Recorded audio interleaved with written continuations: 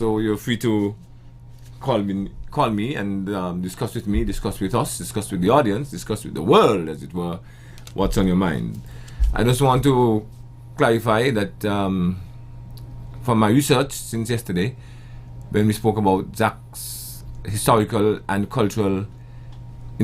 Historical and Cultural Library and Museum at Buckley's, that the land on which his edifice sits, the area that he occupies, is in fact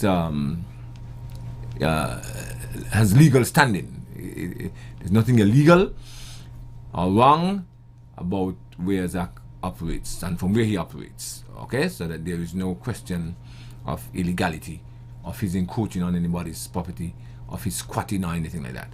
That is what I found out from my research yesterday. So I'm happy to hear that, and I still encourage. I'm glad to know that some persons did respond to the invitation to attend, to visit his museum, because I found that out this morning, and I hope that more persons will do so. We have a caller? Oh, okay, right. So we are happy for that, and like I said, I think that students, teachers and schools should make it a point of duty. I know that some of them do. I certainly did. And I know other teachers have been doing it, but I think it should be on a more regular basis, where students are taken there on field trips, as it were. Make it a learning experience for students of English, history, geography, mathematics, you name it. Because all learning is interrelated. And we want to talk about that sometime soon. The question of education in St. Kitts and the quality of education in St. Kitts. Because I am really tired of hearing that we're doing so great, we're doing so well. And then I see so many instances of mediocrity at best, and I would like us to discuss that. In fact, the CXC results have just been released, and there are persons who are rejoicing, I guess with joy unspeakable, and others not so. And having been in education all my life, I can tell you that we are not to take for granted the superficial significance of these results, because a fellow passes 9 subjects, that does not mean he's any more educated or intelligent than the fellow who passes 2. I wanted to believe that. There's so many variables, so many factors to take into account when it comes to writing exams, when it comes to exams and writing exams, that we really cannot just decide, hey, this guy got 10, so he's superior, 5 times as bright as the fellow who got 2. I wanted to know that that is not the case, ladies and gentlemen. And when we devote a session to education and things educational, I'm going to present the various theories.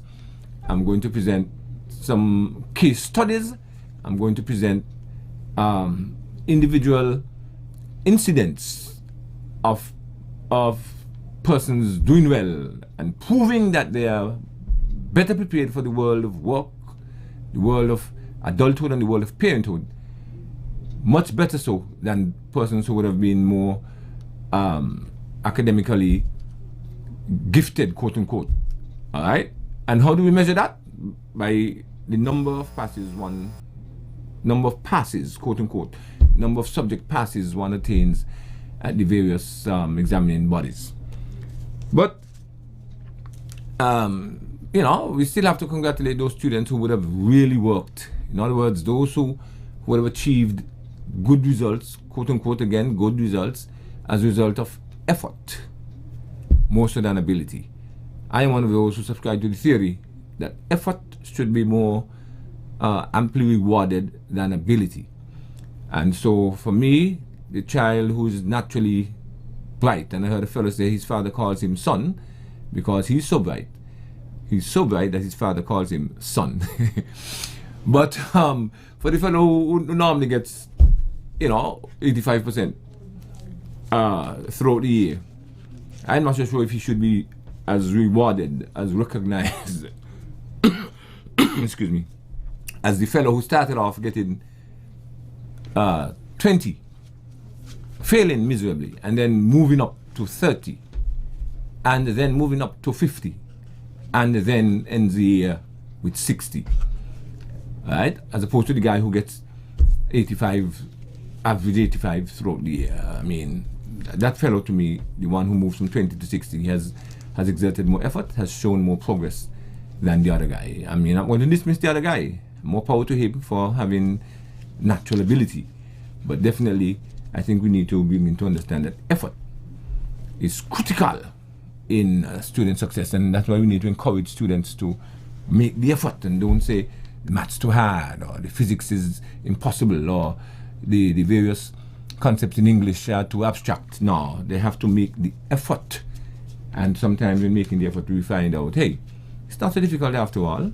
Yes, it is true that a thing is easy when you know it. I learned that in boys' school. The great Obadiah Williams instilled that in us. A thing is easy when you know it, and that is true. But even before you get to know it, we need to let the students know that the thing can in fact be easy because it can in fact be known. And I am one of those as well who hold the view that all students can learn. All students can learn. I do not believe that Almighty God in His mercy and wisdom would ever create a being who is incapable of learning. Of course, there are individual cases. There are cases where some persons have damage to their brain, their neural faculties, and so on, which inhibit learning at a particular rate or speed, which is not typical of normal or average individual, but he or she can still learn. All right? But I know that there are some persons, including some teachers, unfortunately, who have written off some students as being unable to learn. Oh, he can't learn. We've heard that. He can't learn. I used to tell my chief education officer, any teacher who's heard saying that, who is reported as telling any child that, should immediately be fired. Should be fired with expeditious immediacy. Because I am of the view, I am yet to see anything that convinces me otherwise, that all students can learn. I'm also concerned, tell you the truth, ladies and gentlemen. Remember, you can call me and agree or disagree with these views of the quality of CXC passes. And I've been saying this for years. I've actually mentioned it to the CXC registrar, not the current one, but former registrars. I am not one of those who believe that CXC is doing justice to education in the Caribbean by the way they ascribe passes to students' work. Because having been a marker of CXC myself, I am aware that sometimes students do work and they get so-called passing grades, A, B, C, 1, 2, 3, which really, when in my books, in both absolute and relative terms, the work is below par. And certainly when measured against international standards, in a number of cases, I find that it is mediocre at best. But yet, CXC readily and too easily, in my view, ascribes passing grades to work that does not merit such. And we see that sometimes. I mean, we've heard employers complain from time to time of persons who are as bright as bulbs, as we say, whose examination results suggest that they are brighter than the sun, and yet they are utterly unable to perform in a number of areas. They cannot function properly in the language. They have no knowledge of soft skills. They cannot follow simple instructions, whether verbal or written. They certainly don't know how to work with others, and all that is part of the education enterprise. Should be producing persons who, as I keep saying, are prepared for the world of work, adulthood, and parenthood. If we don't prepare students for that, then the education system is failing. And I don't believe that we should measure education or the success in education as we seem to do, simply by the number of so-called passes at CXC. A lot. All right? We have heard of persons getting the top grades in foreign languages, for example. In English, foreign languages, and can't express one simple sentence in that foreign language. All right? But they have the top grade. What does that suggest? Because language, in my books, is not so much writing, but speaking. I keep reminding people that the word for language in many languages, the word for language in many languages is the same as the word for tongue. which suggests that language is to be spoken. It's not the same word for writing or pen or hand. It suggests it should be written. Language should be spoken. So if you can't speak the language, if you haven't demonstrated a certain level of mastery of speaking another language, or even your own, how could you get the top grade, the top passing grade? You know, I just don't, I'm not too happy with that. People present us with lots of grade ones in certain subject areas, and then you give them some assignments which really should be a piece of cake, given the fact that they have these grade ones and twos, and these things stump them. We know a lot of students study and cram just to pass an exam, and once the exam is gone, that's it. The information is gone from wherever they had it stored in their in that aspect of their brain, and it disappears. Right? There was a lot of surface learning, no deep learning, no meaningful learning, just to pass the exam. So they crammed the study. I remember one fellow in sixth form actually learned almost the entire textbook word for word, verbatim. He knew, he could recite the chapters, so that any question that came, he simply referred to that particular chapter, and got the information and put it on the paper. But after the exam, there was no longer any interest, and so the information waxed and waned. We don't want that. We want students to understand that learning is lifelong. When they learn something, it should facilitate their bettering their life chances on a permanent basis. All right? And that learning, of course, should always result in a change of behavior. Call us at 465-2555 and tell us what you think. All right? So, let me make it clear. I cannot debunk the significance of students who would have worked well. I really don't believe in working hard as much as I do in working well. They would have worked well, they would have worked sensibly, and they would have obtained some passes. But I am saying that in too many cases, I believe, persons receive so-called passing grades when they really have at best shallow and superficial knowledge of the content, and the way it is structured, the way the teaching and learning is run, and the way the exams are marked, the way the exams are set and marked, many persons obtain grades which really, although they should reflect, given the quality of the grades, they should reflect a deeper knowledge, a deeper understanding of the subject matter. In fact, it doesn't. All right, and I'm concerned of that. So, I believe that there are other ways we should put students to the test to find out how well they've learned, how well they're ready to transition from primary to secondary school, from secondary to tertiary, and from tertiary to the world of work, adulthood and parenthood. All right, that is my view. A number of things need to be done in order for us to move from where we are to a better place. And maybe one of the things we need to do, as I used to discuss with teachers and the CEO at the time, was the need to prepare teachers. We need to prepare teachers more seriously, more deliberately, for the profession. Well, some people argue that teaching is not a profession, but for the teaching service, then, if you wish, that's an area that we need to pay attention to, because if you don't have a good teacher, you're not going to have good outcomes. All right? And I hold the view as well that a bad teacher is worse for students than no teacher. So we need to pay a lot of attention to the quality of our teachers. Okay, we have heard some teachers complain about how difficult it is to get students to do work because the students can't read, when in fact it is their primary duty to teach a child to read.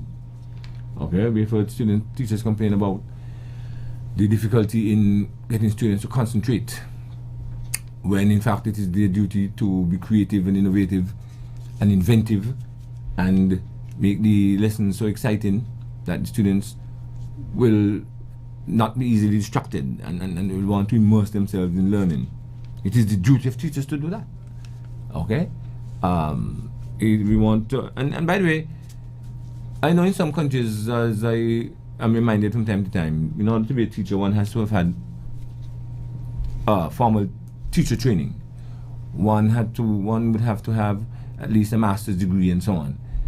But I really don't believe that good teaching is the function of so-called top-class qualifications. I believe that some persons are born natural teachers, right? They can impart the information with ease and facility in a manner that students enjoy and learn from.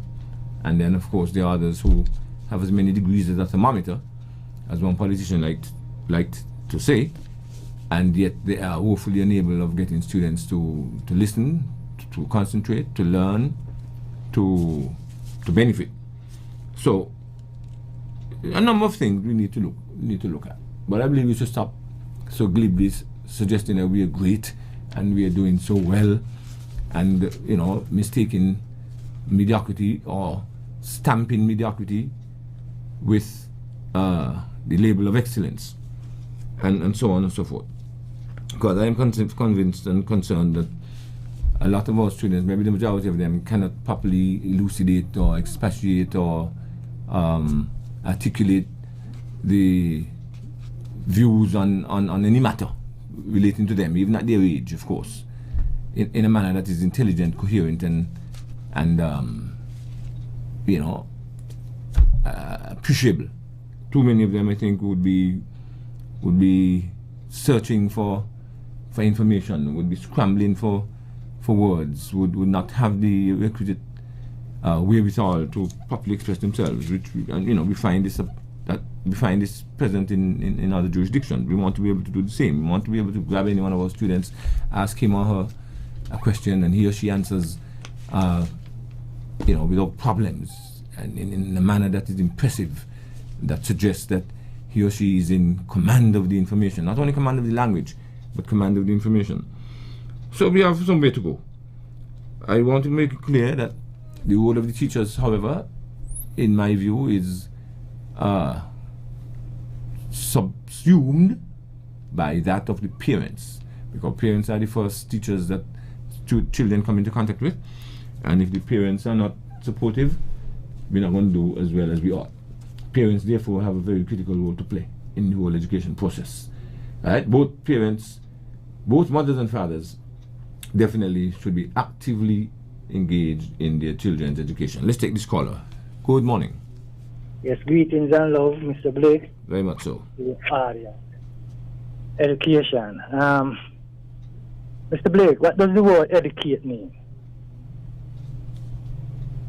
To educate, it has several definitions, several meanings. It means to... But what does the word itself? I think it comes from Latin now. This is what I'm trying to tell you. Educere, from the Latin educere. Yes, sir. Right? Which means to impart.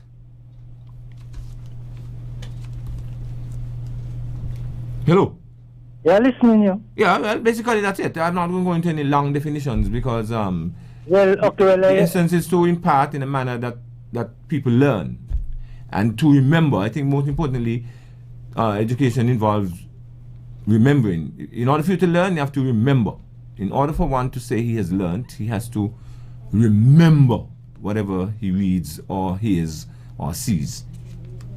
But on my last search on the word educate, to educate means to draw out. That too. Right? So it tells me, because you have implications for how the education system is designed, right? Because if you design an education system simply to impart knowledge, perhaps that is where we're going wrong. No, I'm not saying that that's all it entails. I just told you earlier that it has several definitions. Okay. I made it clear. Okay. Education has several definitions. Okay. One of them is to impart. But of course there are others which means to teach. Others mean to elicit, to, as you correctly said, to evince, to draw out, to make better, to improve, all of that. Yeah, and to organize one task within themselves, because remember, God could put everybody in this earth with their own ideas and what they're supposed to come, becoming life, because we come from the Creator program for success in life. Right. Right? But if you have education, we try to teach you something that you are not, how are you going to succeed in that? Right? And that to me is what has caused a lot of behavioral problems in the school, because the system is designed in such a way that it forces people to learn things that they doesn't have no interest in, and that they will create a problem, straightforward, because if you're not interested, you're going to be motivated, you're going to disturb the class, those who are interested, and you know what I mean? Mm-hmm. So the education system must be so designed from preschool, go right up to fifth form. Even before the youth them reaching kindergarten, they're supposed to don't got idea of what the interests of the youth them from the preschool stage, because we're supposed to be observing the youth them to find out what are their interests, and then you educate them along the lines of their interests, which means we got to move away from the slave plantation school system which we inherit. You understand? Because that is how we have, we're educating people just to go work, we're educating them for life, just to go look at jobs. So therefore, the man who employing, he feel good when you come to him with a lot of subjects. You understand? So that is why the youth them strive to pass as many subjects as they can, because you're gonna make the resume look good. You know what I mean? But even if it doesn't amount to anything, in the sense, all of them subjects can't add up to one thing. Exactly. Like you say, some of them can't even write a proper sentence or wave at the end of the day, right? And to me, like that, they tells us a lot about our education system. Not so much teachers, It's the system itself. What kind of system you have people to go learn in and to go work under. So the system must be carefully designed to know the needs of the youth them and to properly develop them needs, the ability and skills that are youth. You know what I mean? So that is my input right now. Appreciate it. Thank you. Yeah. Let's take another caller. Okay, right. We've heard that complaint, and to some extent it's a fair complaint that the education system obliges students to learn things that really have no interest to them. But we wonder at times if children at those levels of development, if they can really determine what is important for them to learn and what isn't. To what extent can we leave it up to students to make the decisions as to what they are interested in? Because I think if we were to do that, a lot of students, for example, hardly any students would want to choose math. Math has always been the difficult subject in the eyes of students. But what makes them think that math is difficult? All right. The fact that many students can master the concept in math suggests that others can too. So it has to do with attitude and approach. But if we were to leave it entirely to students, and I certainly believe that students must have a say, but we cannot leave it entirely to them, because we know, given that, like I said, developmental stage, without guidance and direction, students might very well want to have a day at school where 7 of the 8 hours is break, right? And the other hours for lunch. So we can't really have that. We know what the needs of the society is. We know what the needs, the society needs persons who are skilled in particular areas. We know what the economy desires in order for it to grow and develop. And so we design an education system to meet those needs, right? And that's a challenge. Let's take this caller. Hello. Mr. Blake, good morning. Morning, sir. I don't know how you're going to get to trash out this subject, because you take a lot of discussion, because there are a lot of local pundits. They went through the system and they would have done great, but all they have for it is criticism. Let me ask you something. The education system is in China, Japan, Europe. Let me say the UK and United States and Canada. Are they all the same? I don't think any two education systems are the same. I do not believe that any two education systems are the same. There will be similarities, there will be differences. Okay. Yes. All right. And I don't know if I mentioned China. Yeah, you did. Because I would have I would have listened some commentary, about how the long hours the Chinese and Japanese students they have to endure in the various subjects matter. Right, and they also have longer hours, longer working hours. The adults, that is. Yes. So I saw all of that, and you mentioned something about teachers. I'm not in the U.S. Don't care if you got a PhD. You have to have a teacher's certificate. Yeah, I did mention to be a teacher. I know people who went through the routine. Some of them ain't want to teach, but they have them just in case. Yeah, the whole world. Now, my thing about is that a subject.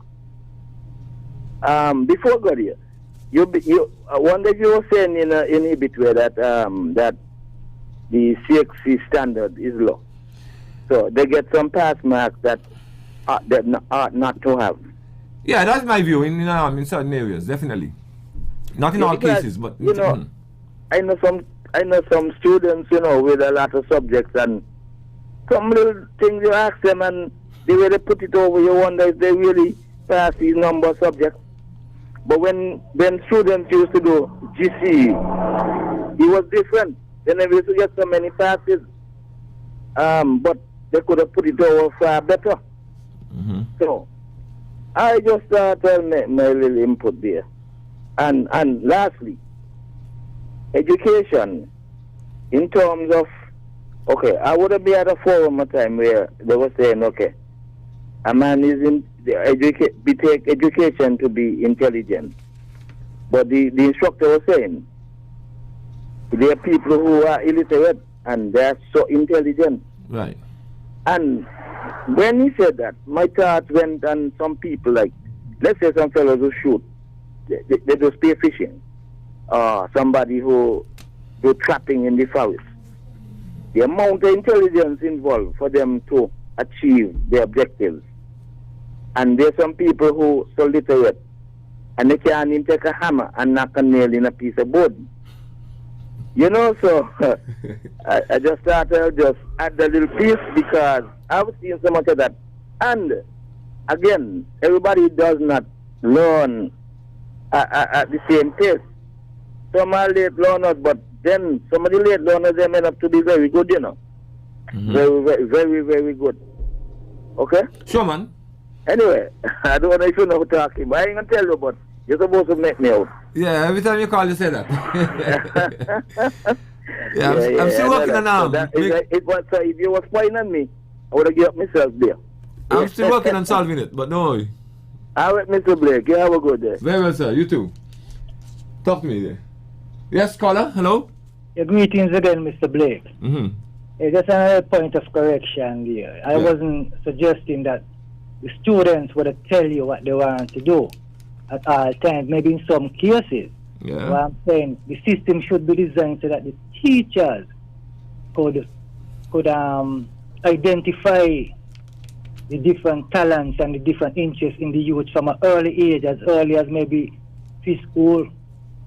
You know what I mean? Because you can watch a youth and watch the activity in play and know that, okay, this is a musician, because he's always playing some kind of, singing something. He like music, he like timing. You can see who's going to be the footballer, because he always wants to be kicking something. So I'm saying in them kind of ways, right? You identify the youth them, and then you'll be able to channel them along the area of interest. Okay. You understand it? Yes, sir.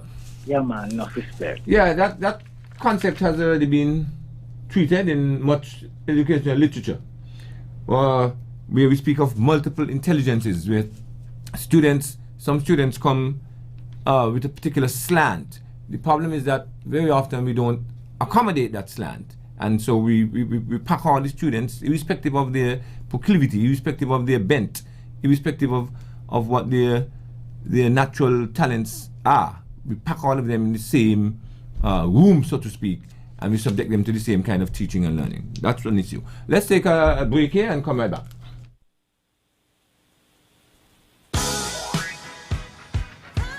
St. Kitts and Nevis, hear this. Europa Hardware, the official steel dealer for garden power tools, announces its big Europa 6th anniversary sale. Take advantage of 15% discount off on weed eaters with a 1 pound trimmer line and a 1 liter engine oil. Chainsaws, blowers, hedge trimmers. In fact, all steel machinery store-wide is 15% off. Visit us on Keon Street in the Old Singer Building or call us at 465-4555 for Europa. Don't miss it. Europa's 6th anniversary sale, the 1st and 2nd of October. Europa Hardware thanks to St. Kitts and Nevis for their continued support. Poinciana Restaurant on the Frigate Bay Road opens daily at 11 a.m. to serve you lunch and dinner. Whether you desire to dine in or take out, Poinciana Restaurant offers both to serve you better. Call Poinciana Restaurant at 465-5216 for your lunch or dinner takeout and reservations. The summer is on, and now is the time to get an AC unit installed in your office or home. Look no further than top-class AC and refrigeration services. St. Kitts' #1 outlet for air conditioning installation and refrigeration spare parts sales. And if you come today, you get a 10% discount on the purchase of portable AC units. Top Class also offers AC mold removal and remediation and auto AC repairs and servicing. Inquire today, 660-9889, 663-5314, or email topclassacworks@gmail.com. You can also visit the store at the corner of Keon Street and Shaw Avenue, Bastyr. Top Class AC and refrigeration services.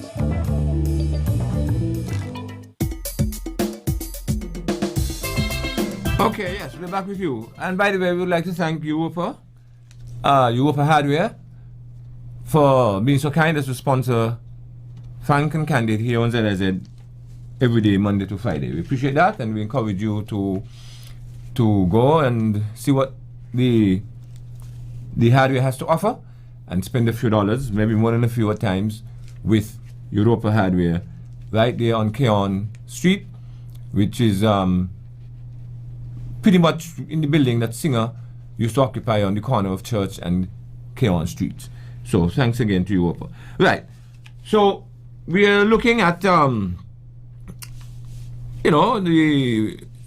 looking in a very small, short, simple manner at the way education progresses in St. Kitts. Let's hope it progresses. Not regresses, because what we do know is that, and I am one of those who again hold fast to this belief that education is not just one of the vehicles that drive an individual from obscurity to prominence. I think perhaps it is the most reliable, most efficient, and most effective means by which one can move from nothingness to significance, and one can move from poverty and penury to a state of being independent and actually moving to a point where he can help others. I believe that education is really critical in this endeavor. Let's take this caller. Hello. Hey, good morning. Good morning, sister. I'm on the air? Yes, you are. Oh, okay. I hope all is well with you. Sorry? I hope all is well with you. Oh, yes, thanks. And I hope all is well with you as well. Oh, yes. God is good. All the time. Oh, no, all the time he's good. Better believe it. Let me say quickly, back up from the last caller, when he talked about, children in primary school, and you can see certain skill set patterns coming out of them in the way that they play. Right? And based on what you explained before you went for the break, it shows clearly that the problem lies with the kind of education that we have. It's the education system. And I have said many years ago, even up until today, the education system that we have is designed to make our children fail. It is good that many persons' eyes are now open, or their understanding has become, more acute, so to speak, to realize what was said. Okay? Now, in terms of, I think you mentioned something about children not learning and about a teacher Okay, for example, a student passes through a teacher's hand and goes into another class and cannot learn from the previous class to the new. Sometimes the teachers are not to be blamed, you know. You might look at it that way, others might look at it that way, and so the teacher has the responsibility to make the child learn and to make whatever presentation, you know, interesting and attractive and so on. Mm-hmm. Okay, that is one thing. But before we knew about learning disabilities, apparently that sort of plague a few. Okay, and we have to remember that teachers are not trained in everything. They don't know how to deal with students. I don't think they were trained to deal with students who have learning disabilities. For example, the common one is dyslexia. Mm-hmm. Before anybody knew what was happening. So if a child is dyslexic, that teacher cannot, if the teacher doesn't have the training to identify that, she or he can't do anything. You see? So this education is something, I mean, it is lacking in so many areas. It is a good thing now, I guess, you know, with all of the information that is going out there. We are now made aware of some of these things, and I guess there's some training done now, and I think we have the school up there that deals with some of these persons. But then sometimes when some students have this, whether slightly or severely, you have to look at the role of the parents. A lot of parents stigmatize that institution and feel like it's for dumb, stupid people, and my child ain't going there. So they keep the child in the primary school setting at all costs just to make it seem like nothing, you know, everything is all right. You know, it's all about them. It's not about the interest and the future of the child. Take out the child, put the child there maybe for whether 2-3 years, and after the child, you know, is able now to write letters in the correct way and, you know, form letters or put words, you know, and speak it properly, then they can go back into the mainstream. Some of them, they destroy their child or the children's future just to save face. And what is all of that for? I don't know. And finally, before I go, we're going to continue talking and talking and talking and talking until doomsday. I don't know how we are going to get this change unless we, the parents, we become proactive and we decide that we are going to teach our children in other ways outside of this established European kind of education system that they have given us. Because even from the ministry level, they're going to always crunch statistics. When it comes to the Minister of Education, I may be wrong, I stand to be corrected. But the stats, in terms of the percentages of how well the students did, to me, that is like a promotion given to the Minister of Education, because to him, it seems like he has done well as a minister responsible for that ministry. If you see what I'm saying. So it's like a feather in his cap. It's like something to promote him politically. Okay? Now, nothing inside there to say how hard the teachers work with students, how many hours beyond the normal working hours they work. Nothing in there to say how many weeks during the vacation, whether Christmas, summer, or Easter vacation, that the teacher went above and beyond. Nothing in there to say how much of the teacher's resources, finance, they had to use to get, you know, aids to help the children. Nothing inside there to say how much money they might have helped to buy lunch for the children. I know they have the program right now here, so put that aside because prior that happened. You know, nothing inside there to say how many teachers had to run to different institutions to borrow, you know, this and that to prepare a child or this class for exams. Nothing is in that. When the stats come back, it reflects mostly the minister. That's how it goes over to me.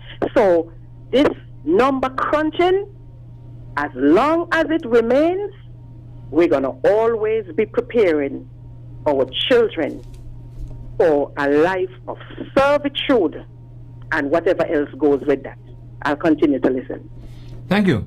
I think we have that because the numbers that the caller speaks about are used to define or to measure success.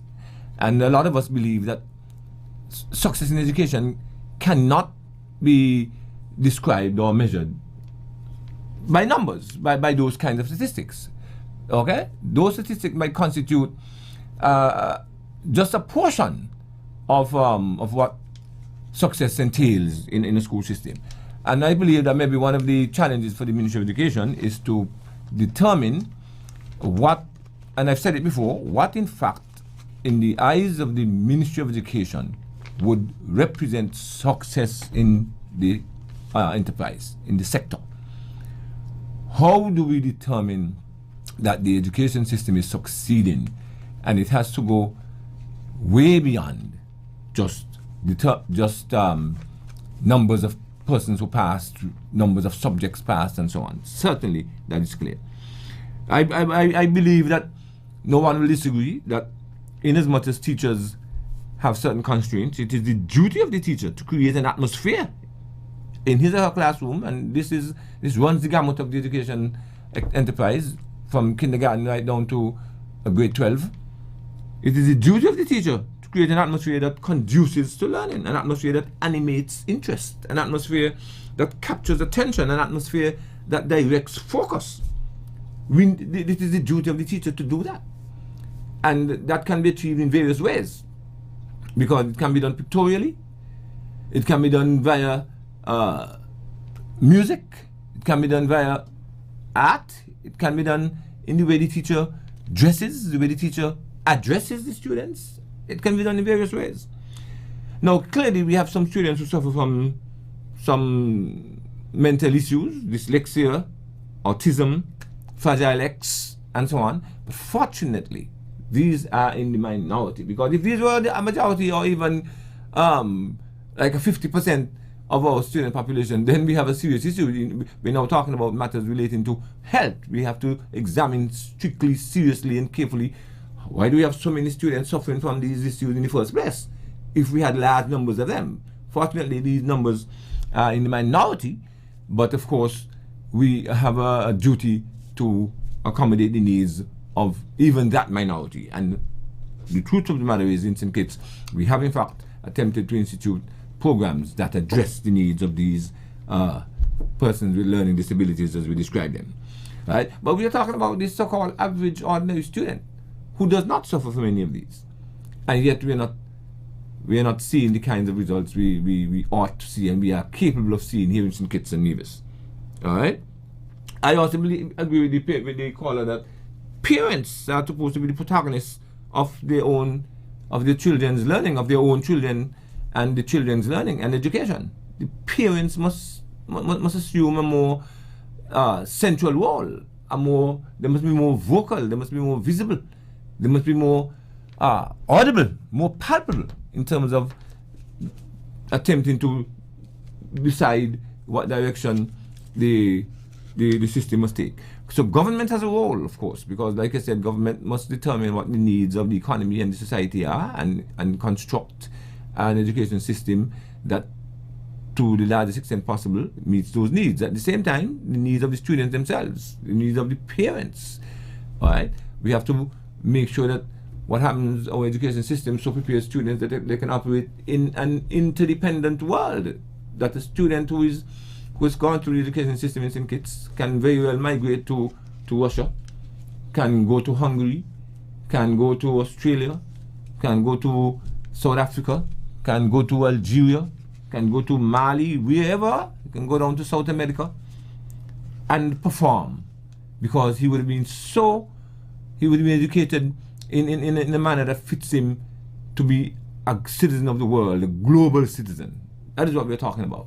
Not a fellow who lives with 20 subjects and yet you plant him in Nicaragua, or you put him in Canada and in Nigeria, and he's lost, he's adrift, because he's becoming an alien, as it were, educationally, that is, in terms of his new surroundings. No, we want, as far as possible, to create the ideal citizen, which would be one who can operate well, commendably, effectively, not only in the small confines of his community. And don't forget, St. Kitts is 68 square miles, one of the smallest pieces of real estate in the entire world. 68 square miles. Remember, when we drawing a map and we want to put St. Kitts on a world map, we have to use a fine point pencil and barely touch the paper to represent St. Kitts. That's how very, very small we are. Alright? 68 square miles, St. Kitts. Nevis and St. Kitts together about 115 or so square miles. Very, very small. So if we are going to operate in a world of countries with hundreds and thousands and millions of square miles, and in a world with 8 billion people compared to our 50,000, certainly we have to look beyond just St. Kitts and Nevis.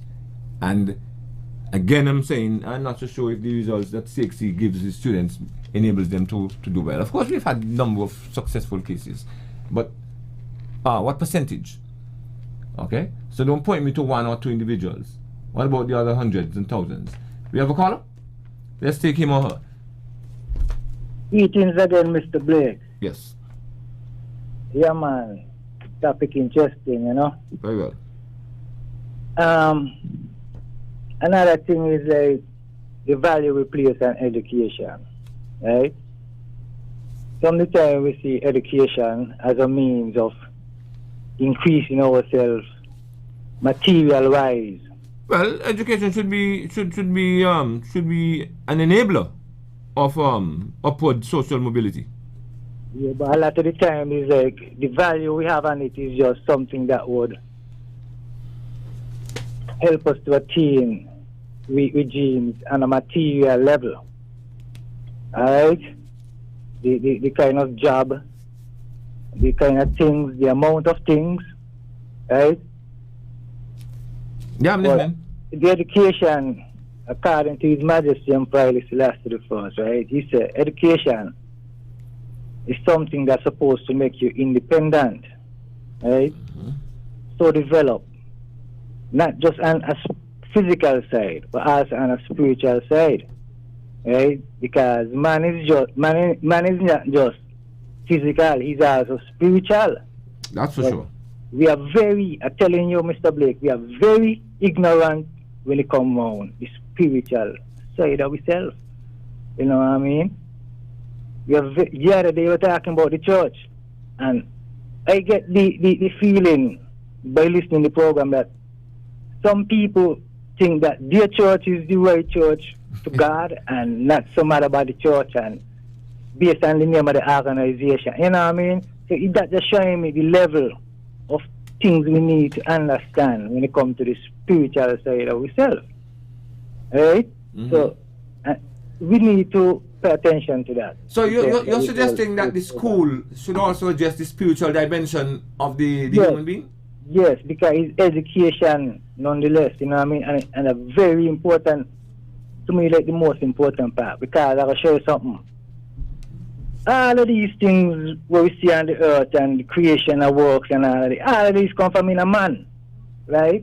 Which means everything that man needs is within himself, right? There was in Africa, there's over a temple, there's a temple, right? Over the doorway, there's an inscription which says, man know thyself, you know what I mean? Mm-hmm. We can know ourselves. You understand? Not just as a cog in a machinery where you just get up and you work. Because I see the system that we get from the farmer colonializers, you know. We ain't discard them. We need to discard them and make our own systems, because all of them, they lead to the political system. Look how we divided. The education system, look how we inadequate. You understand? I mean, we got good soil here, right? We got a lot of plants. We don't know the plants, them, right? We got a pandemic today, and we say, well, all right, we prepare to go take vaccine because the science said this and the science said that. A long time ago, Imhotep don't cure all these things with herbs. The Bible tell you herbs, right? The herbs them, right? So it's like all of this is education, you know. All of this is education and vital education. You know what I mean? Okay. Give thanks, King. Thank you, sir. Yes, sir. Very much appreciated. Let's take another caller. Hello. Good morning, Mr. Blair. Morning, sir. I hear you talking about the population is 50,000. How long is 50,000? When nobody go, when either going out coming, why get this count? Don't know me hear the number, don't know? Well, listen. I had to hold on to call him to ask to really. Yeah. What's going on? Listen. That's something that sounds like every time I hear somebody talk about the population, it's a number they are giving. Yeah. Yes, so something wrong. No, that's the truth of the I'll matter. talk only from the voting card, everybody voting. So, I don't know how I count them. Yeah. How are you to count them the last time? Tonight, you over 50,000. Are you let me know? All right, all right. Yeah, I like that question, you know, because I myself have been questioning that. Saying its population has not moved over the past 100 years. Because from the time I was a small boy in boys' school, and I used to be on the general knowledge questions. What is the size of the population? What's the size of the island? It was always the same thing. 35,000 in St. Kitts, and a little more than 10 or so in Nevis, and we only talk at 50, they say. You know? But that has been, so that's a good question, John. It's been it's been a question that has been around for a long time. Why isn't the population, according to the official census figures, the population has remained stable and static for quite a long time, in spite of the obvious influx of many immigrants, right? Some say it is balanced by a lot of emigration. A lot of immigration, people coming in, and a lot of immigration, people leaving. Because, I mean, I'm a good example of that. I have 9 sisters and 7 brothers, and all but 2 live abroad. All but 2 live abroad. Every single one of my sisters, for example, lives abroad. Every single one of them lives abroad. Right? My mother and my father live abroad. Lived abroad until my mother died. So, it's a good question. Why is the population, the numbers, apparently the same for the past umpteen years? Let's take this caller. Hello. Hello, good morning. Yes, sir. A pleasant good morning. This is the Doctor of Culture. Very well. Welcome. I just felt like calling. It would be quite remiss of me not to call in on the station this morning to thank you for your contribution yesterday on the radio. I think it was overwhelming because just after you spoke up at the museum was filled with people all day yesterday. Very good. It has been building up, but it was overflowing yesterday with some distinguished persons. And they were so impressed with what they saw. So I think your word reached out to the ears, and the people come from all crevices, and they were quite appreciative, and I'm sure that they'll be coming through today. And thanks for the 3-4 books that you gave, yours in particular, and the small contribution. I did appreciate it. So I thought of thanking you publicly on the radio. Appreciate that. No problem. And continue the program, which is an outstanding program, educational. Thank you very much. Yeah.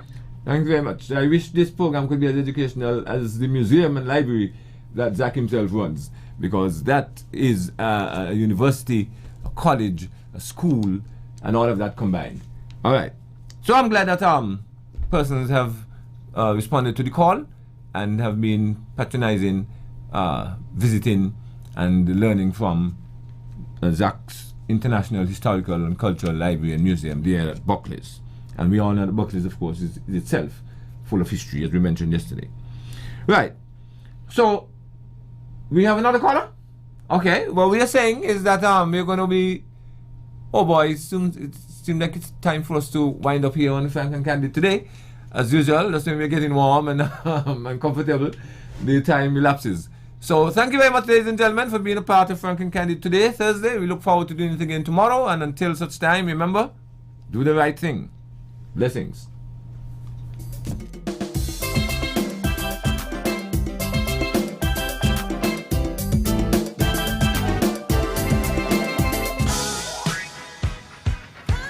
St. Kitts and Nevis, hear this. Europa Hardware, the official steel dealer for garden power tools, announces its big Europa...